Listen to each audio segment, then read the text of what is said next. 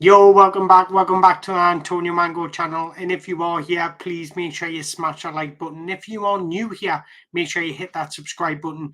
And in the world of football, today is going to be a little bit different because there's been more drama in the world of football, and more drama specifically at Chelsea. And Chelsea fans just have one easy day, one peaceful day. Are you team Boehly or are you team Barley? You've got Todd Boehly, the minority shareholder, at loggerheads with Clearlake Capital, who is a majority shareholder of Chelsea Football Club. There's reports suggesting that they're not really seeing eye to eye on how to move Chelsea Football Club forward. Now, I think we've all seen what happened when the team of Todd Boehly and Clearlake Capital both took over Chelsea Football Club. You had Todd Boehly acting as a sporting director, which, let's face it, let's speak the truth, it didn't really go to plan. But since then, we've seen Todd Boehly take a step back. We've seen Clearlake Capital take a step forward and have more say on what goes on in terms of how the football club is run. So since then, there's been a difference of opinions on Chelsea's recruitment policy, and then that's ultimately led to failings on the pitch, but also off the pitch as well. So it's been reported, and I quote, Boehly's reported views on his relationship with Clearlake at breaking point and is ready to buy out the private equity company. Now, Clearlake own a 61.5% of stake in Chelsea Football Club, whereas Boehly, which is split equally between Mark Walter and Hansol Wes, own 38.5%. So naturally, you would expect it would be Clearlake that could buy out Todd Boehly. But Todd Boehly has refused to sell the club. Now, I think I speak for the majority of Chelsea fans that if it come down to a decision, they would much prefer Todd Boehly in charge of Chelsea Football Club. He's come out and he spoke about winning. He spoke about growing the club. He wants to invest in those experienced players as well as young players to try and then develop the team into a success. Whereas I think the evidence is in the name for Clearlake. They're an investment firm. Listen to that name, investment firm. They see Chelsea as a business and a business only. They see Chelsea as a business that they'll eventually make money on. But while they're inside that business, there's little assets that they want to get their hands on. We're seeing it clearly with Angelo Gabriel. Brought him in for 12 million, sold for 18, 19 million. There's a profit margin. And that's exactly why we're seeing, since Clearlake have took over the recruitment policy and Todd Boehly's taken a step back, we're seeing a lot more incomings and outgoings of young footballers. Now, although I'm a fan of giving young talent an opportunity, investing in young talent for the future, I see them as a project to build a club, not to make a profit on. That's why I don't agree with this side of football, this business side, this investment to only make a profit. Now, when Todd Boehly first came in, he acted like a sporting director. He took the role of a sporting director. We've seen him bring in the likes of Aubameyang, Koulibaly, Raheem Sterling, all on big wages. And yet, let's be brutally honest, that was not a success. Aubameyang has already left the club. Well, all three have already left the club. Sterling being in recent times. But you know what? I kind of fault him because the intentions were there. He wanted to continue battling at the top of the Premier League, and he thought this was the best way. Now, ultimately, it didn't come off, but the intentions were clear, and he wanted Chelsea Football Club to be successful on the pitch. Now, since he's taken a step back, we've seen a far different recruitment policy, and I think this blend and quick change between the two has ultimately led to where we are at the moment. This is why we've seen the likes of Conor Gallagher, Trevor Chalobah leave the club, because they can be sold for 100% profit, and that's exactly what Clearlake want. This is why I worry for the likes of Reece James, or even younger than that, Tyreek George, Kane O'Dyer. All these, Clearlake are probably looking at and thinking, if these become players, we can sell them for a big profit, because that's ultimately what Clearlake want to do. They don't care what happens on the pitch. They don't care about the success of Chelsea Football Club. They only care about operating as a business because they're an investment firm. To me, that absolutely worries me. And do you want to know what the most saddest thing about all of this is? The people that will suffer is the fans. Since the changeover, which ultimately had to happen because of the government, etc., that the fans have just suffered, and it's just more and more suffering. Look, this is not going to sort itself out overnight. We're talking about billions and billions of pounds. We're not just talking about a bag of sweets or a packet of crisps type money. This is billions and billions of pounds. This is going to take a long time to sort out. Now, the most worrying thing about all this is when they have these disagreements, or when they come around the table to talk about a transfer or the recruitment policy or what have you, clearly Capital will win those majority of discussions because they've got more stake in the club, so they've got a higher say. And this is why we'll never find the stability on the pitch. I think Chelsea's team squad is brilliant, but they'll never find that stability because there's no stability above them. We're going to see this for a long time. For as long as Clearlake Capital are involved in Chelsea, we're going to be seeing 10 to 12 players coming in at the club during the transfer window.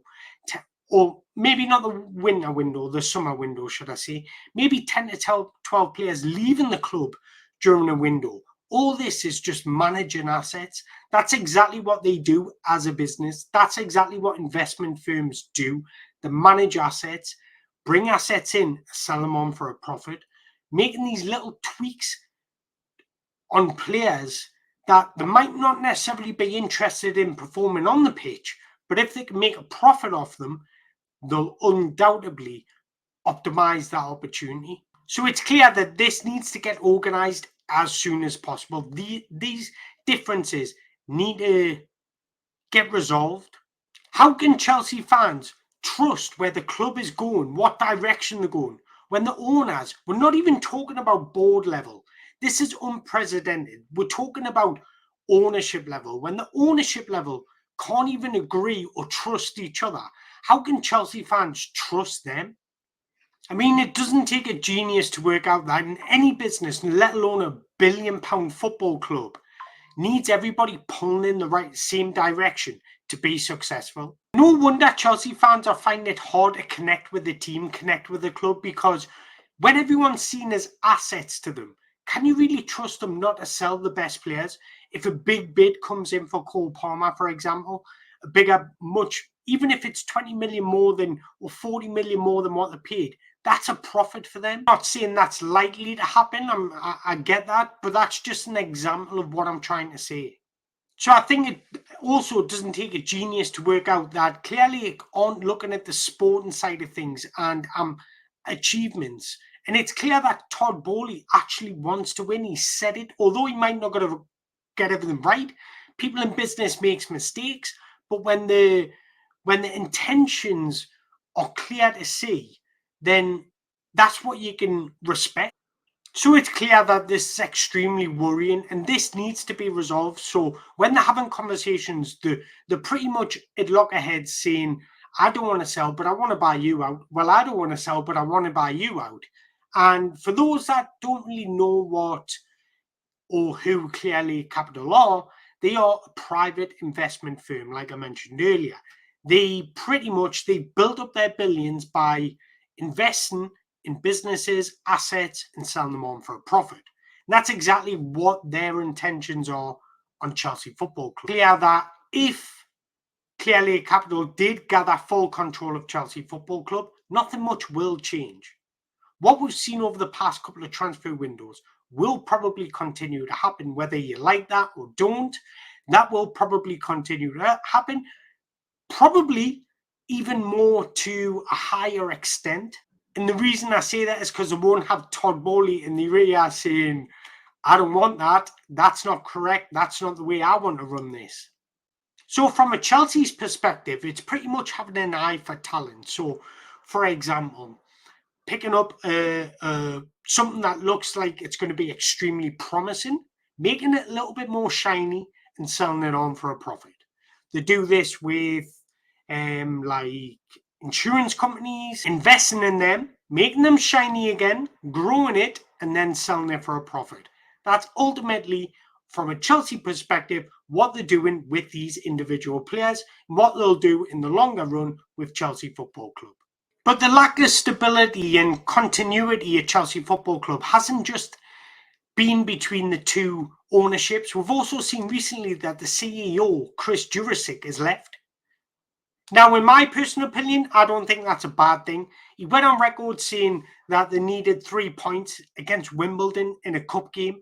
He went on record saying he's not interested in the football side of things. He just sees it as an operation, which, in my opinion, when you're CEO of a sporting institution, you need to have some sort of interest in that sporting product because, in my opinion, what happens on the pitch is relevant to what happens off the pitch. I think they both play hand in hand. And I think that's what Todd Boehly kind of sees. Ultimately, everybody wants to make a profit in business. Todd Boehly is not there just to blow out his millions. Ultimately, he wants to make a profit. But he sees it as in success on the pitch brings success off the pitch. And that's personally what my view would be. I think ultimately you want to bring kind of a relationship with the fans, bring success for the pitch, for the fans to enjoy, and ultimately that will grow you as an asset. The thing about Roman, yes, I'm sorry, brings a tear to my eyes bringing him up again, but ultimately he was successful on the pitch and they sold players. They did for a profit, ultimately, but the intentions were to sell those players to ultimately improve the team in the longer run or improve the team in some sort of aspect to then win trophies, grow the asset, be a better institution, be a more wealthier institution. And that was ultimately what Roman Abramovich was unbelievable at. And ultimately, at times, Roman moved in a non-emotional way. He was very cutthroat. But when you're successful and have that level of cutthroat towards somebody, it's justifiable. But when you cutthroat just for pure money-orientated aspects, then it's hard to get behind. So ultimately, the section I feel sorry for the most in all of this is Chelsea Football Club. They went from being a glorious football club that was winning, that won every single trophy under Roman, to now being this shit show. Ultimately, this needs to get resolved because Chelsea Football Club needs stability behind the scenes. When you think about it, they've had two CEOs in the space that Todd Boehly and Clearlake have took over. That is unacceptable. Now, both have been relieved of their duties. And I think it's clear where I stand on. I think if I had to pick, I'm not saying one is perfect, but if I had to pick, for me personally, I'd prefer Todd Boehly just because his intentions, at least his intentions are more sporting related. And that's probably why. But again, I'm not saying Todd Boehly's perfect because he's made a handful of mistakes himself and some which he will learn from. We all learn from our mistakes. And ultimately, I think you don't get successful like Todd Boehly without learning from your mistakes. So that's probably where I stand. But I would like to know where you stand. Are you Team Todd or are you Team Clearlake? Let us know in the comments below and let us know if you've enjoyed this video because this is the first time I've ever done a video like this. So I was a bit nervous, what have you. But hopefully there's more to come. And if you enjoyed it, please let us know in the comments. And once again, thank you very much for watching.